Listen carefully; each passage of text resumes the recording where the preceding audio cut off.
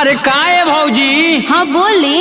ये सुने नहीं कि तू नोहियर के बड़ा पढ़ल लिखल बाड़ू। तो आओ ना तका। तो अभी यादो बा कि सब भोर पर आ गलू बियाह भइला के बाद हो। सब याद बा हो। याद बा? हाँ हो। तो तनी हन आइबू।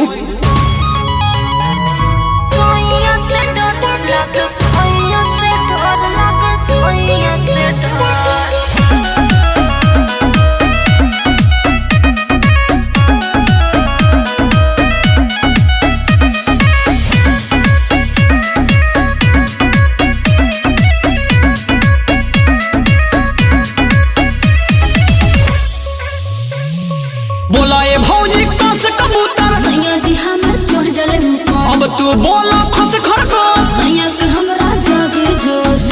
ई का कहलू हो? चल सुनो तारा। बोला ए भौजी